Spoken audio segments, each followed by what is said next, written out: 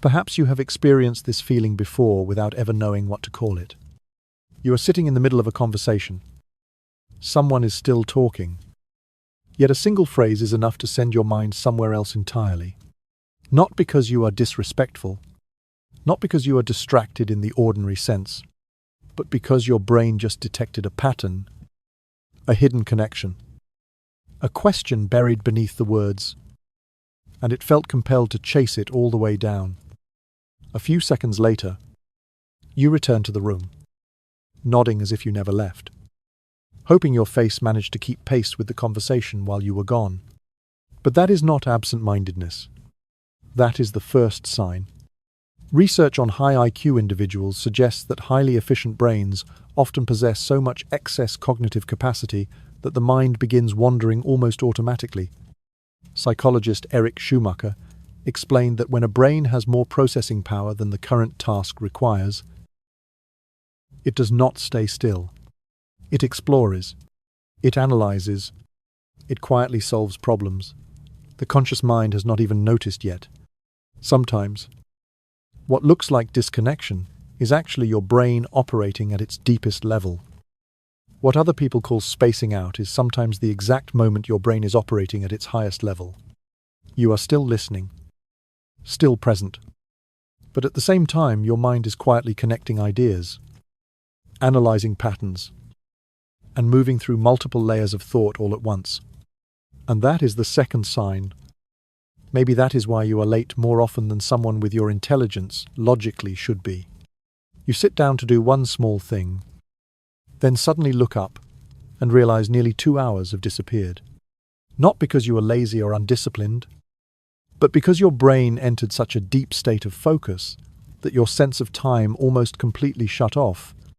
Neuroscientists call this temporal dissociation, when deep cognitive engagement overrides the brain's normal timekeeping system. As a result, you underestimate how long things take, miss transition, and constantly feel as though the world moves at a different speed than you do. Other people see it as disorganization, but in reality, it is what happens when a mind built for depth keeps losing track of the surface. And then comes the third sign. You find dark things funny in ways nobody else in the room seems to understand. Not because you lack empathy, but because your brain can hold tragedy and absurdity at the same time. A form of humor, to psychology research, repeatedly links to higher verbal intelligence and stronger emotional stability. To find something darkly funny, your brain has to do something most people cannot: hold two contradictory realities at the same time and detect the collision point between them.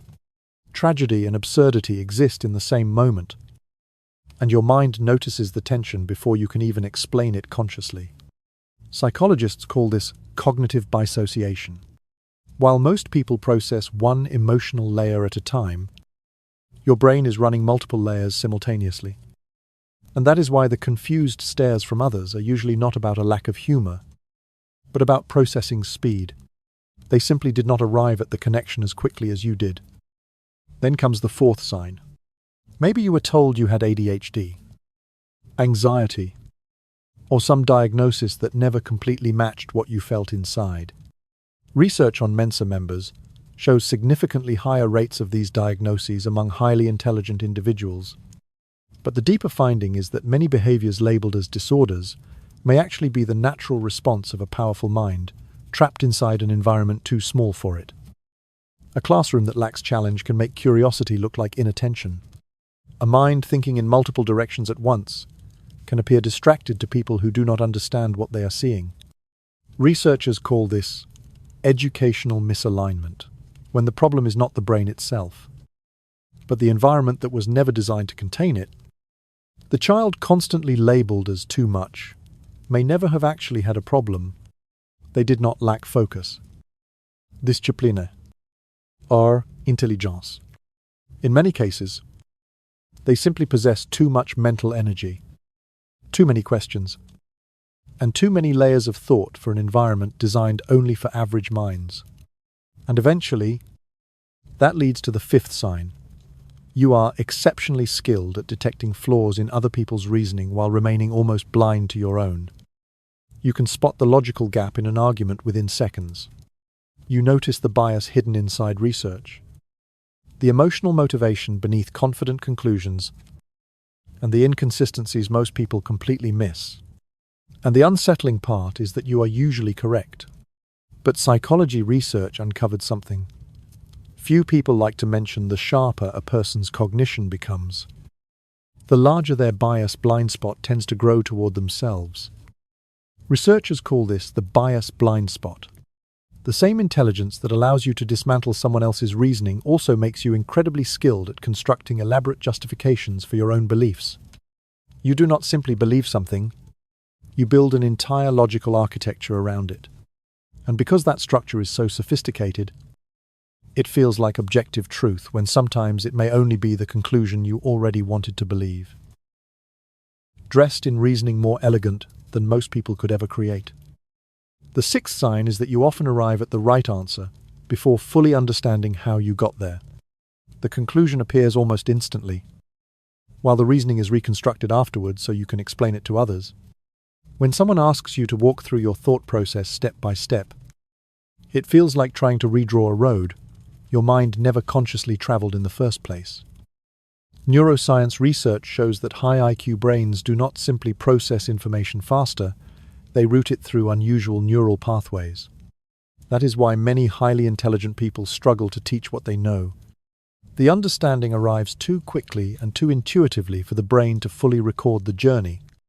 Psychologists call this implicit cognition, understanding formed beneath the level of conscious reasoning. From the outside, it can look like arrogance, but from the inside, it feels more like trying to explain a color to someone who keeps demanding the exact wavelength. Then comes the seventh sign: you are more generous than average. But the reason is not entirely kindness alone. Research shows that highly intelligent individuals tend to give more because they are statistically better at rebuilding resources in the future. They solve problems faster, adapt more effectively, and have greater opportunities to recover what they lose. Economists call this rational altruism. Your compassion is real, but underneath it is still a brain quietly calculating risk and recognizing that generosity is, in the long run, the most beneficial move, and perhaps the most beautiful and unsettling part is realizing that your kindness and your strategy have always existed side by side without you ever noticing it. The eighth sign is that you walk into a room and almost immediately sense things nobody else seems to notice. The hidden tension between two people, a decision that has already been made but not yet announced. The real atmosphere underneath the social performance everyone is putting on, and you feel it before any logical evidence appears. This is not mystical intuition. Psychologist Kazimierz Dabrowski described it as emotional overexcitability, an unusually heightened level of emotional and moral sensitivity often found in highly intelligent individuals. Their minds do not simply observe words. They scan entire environments for injustice, inauthenticity, and unspoken tension, and the weight of that awareness is real. Because seeing the moral depth in situations others treat as ordinary means carrying concerns that almost nobody around you truly shares. You are not overthinking. You are simply receiving a frequency most people cannot detect. Then comes the ninth sign. A strange kind of sadness appears even when nothing is technically wrong. No loss, no failure, just a quiet heaviness generated entirely from within. Dabrowski called this existential depression, a condition more common among deeply intelligent minds, because the same ability that allows someone to perceive complexity, mortality, meaninglessness, and the gap between the world as it is and the world as it could be also makes despair easier to access. What most people only reach through crisis, you can feel during an entirely ordinary afternoon. And that is not weakness. It is what happens when a mind built for depth turns its attention toward existence itself. The 10th sign is the feeling that you have spent your entire life being too much, too curious, too sensitive, too intense, too quiet or too loud, too trapped inside your own mind. Not because something was wrong with you, But because most environments you entered were designed only for average levels of intensity, research on gifted children shows they are labeled difficult, disruptive, or emotionally unstable far more often than their peers. But the issue is not deficiency, it is intensity. An inner world too powerful for containers, too small to hold it. And the most dangerous part is that those labels do not disappear after childhood. They become the voice inside your head, constantly telling you to shrink yourself. Feel less. I think less. Care less deeply about things everyone else seems comfortable treating as surface level. But this is the most important part. The same intensity that once made you seem too much is also the source of every pattern in this video: the daydreaming, the time blindness, the dark humor, the misdiagnoses, the pattern recognition, the moral sensitivity, and the existential heaviness. All of it comes from the same place, a mind that was never designed to operate at the level the world considers normal. You were never too much. You were simply in the wrong room.